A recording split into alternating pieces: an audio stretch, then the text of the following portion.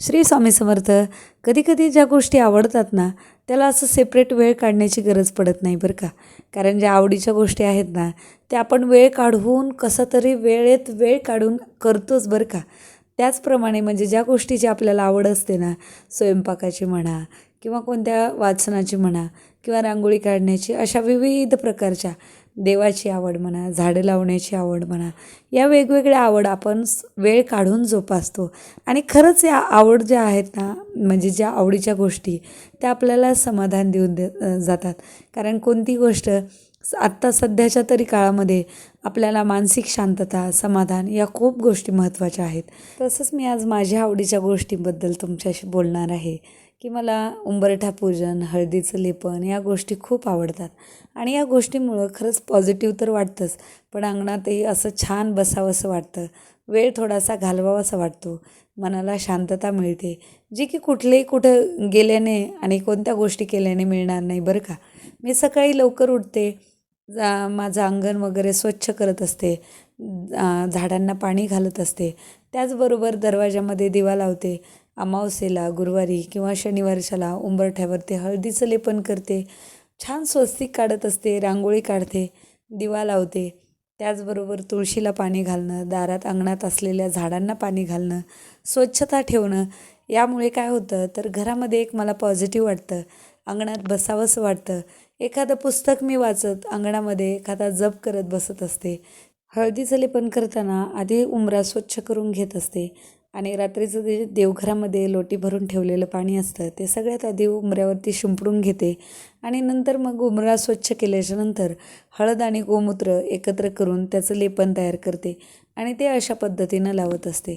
त्याच्यानंतर स्वस्तिक काढून घेत असते चंदनाचं, लाल चंदन वापरते आणि छान असे छोट्या रांगोळ्या काढत असते. कधीकधी मनाला जर वाटलं की आज जरा थोड्या जास्तीच्या रांगोळ्या काढू, भरपूर असे साचे आहेत, त्याचा उपयोग करून मस्त रांगोळी काढून घेते. कारण छोट्या रांगोळी साच्याने अगदी सोयीस्कर, सोप्या आणि एकदम 5 मिनटामध्ये आवरणारं काम वाटतं. म्हणून या गोष्टी करत असते. वेळ काढून या गोष्टी करायला मला खूप छान वाटतं. कारण अमावस्येला, पौर्णिमेला असं म्हणलं जातं की उंबरठा पूजन केल्यानंतर आपल्या घरामध्ये सकारात्मकता येते, पॉझिटिव्हिटी नांदते. त्याचबरोबर नकारात्मक शक्तींचा नाश होतो, त्या घरामध्ये प्रवेश करत नाहीत. मग या गोष्टीमध्ये खर्चही काही लागत नाही. मग या गोष्टी करायलाही छान वाटतात, सोप्या वाटतात आणि सकाळी उठून अगदी सुगंधित वातावरण, धूप-दीप दाखवून उंबरठा पूजन, तुळशीला दिवा दाखवल्याच्यानंतर, तुळशीचं पूजन केल्याच्यानंतर खूप छान असं एकदम सात्विक वातावरण निर्माण होतं आणि खूप मस्त वाटतं. म्हणून या गोष्टी करायला मला काहीच अडचण वाटत नाही. आणि या गोष्टी जर तुम्ही करत असाल, तुम्हाला कोणता अनुभव येतो हे माझ्यासोबत शेअर करायला अजिबात विसरायचं नाही बरं का. या छोट्या छोट्या गोष्टींमधून जो आनंद मिळतो ना, तो खरंच खूप वेगळा असतो आणि आपल्या भारतीय संस्कृतीचा वारसा आपल्या मुलांना आपण नकळत देत असतो. म्हणून या गोष्टी जोपासायच्या, वेळात वेळ काढून या गोष्टींना मी महत्त्व देते.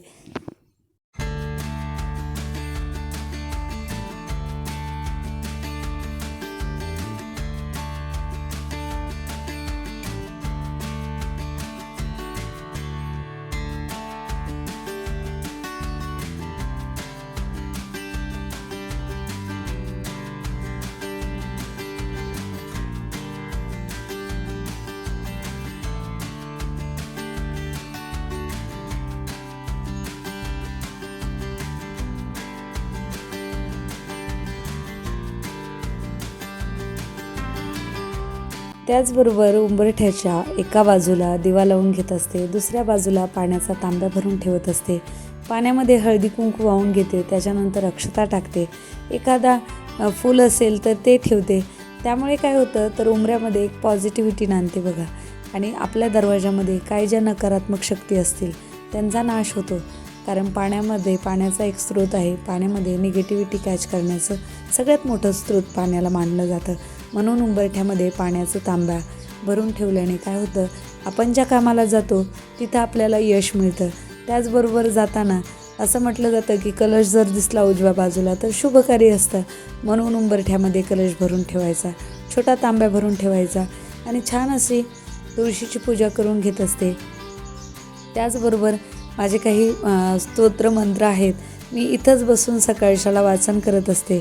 आता श्रावण महिना सुरू होत आहे, तर काही म्हणजे शिवचालीसा म्हणा किंवा 11वा अध्याय शिवपुराणातला, तो शिवलीलामृताचा 11वा अध्याय तो वाचत असते.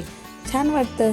त्याचबरोबर तुलसी स्तोत्र आहे ते अंगणात बसून वाचायचं, खूप मस्त प्रसन्न वाटतं आणि मी माझा सकाळचा वेळ अशा पद्धतीनं थोडा घालवत असते. त्याचबरोबर सूर्याला अर्घ्य देणं खूप चांगलं असतं. तर सूर्याला अर्घ्य कसं द्यायचं हे मी तुमच्यासोबत शेअर करणार आहे. सूर्य उगवण्याच्या आधी आपलं स्नान वगैरे सगळं झालं पाहिजे. सूर्य उगवल्याच्या नंतर आपल्याला अर्धा तास तरी आपण सूर्याला अर्घ्य देऊ शकतो. कारण सूर्य उगवल्याच्या नंतर आपण सूर्याला अर्घ्य कसं द्यायचं, तर तांब्यामध्ये पाणी घ्यायचं, त्याच्यामध्ये अक्षता टाकायच्या, हळदी कुंकू टाकायचं, तांबडं फुलं असेल तर ते टाकायचं आणि त्याच्यानंतर ओम ब्रह्मस्वरूपिणी सूर्यनारायणाय नमः असं 3 वेळेस म्हणून पाणी सोडायचं. ओम ह्रीं सूर्याय नमः हा मंत्र म्हणत आपल्याला सूर्याला जल अर्पित करून घ्यायचं आहे. कारण सूर्याला जल अर्पित केल्याच्यानंतर आपला आत्मविश्वास वाढतो. व्हिडिओ पाहिल्याबद्दल मनापासून धन्यवाद.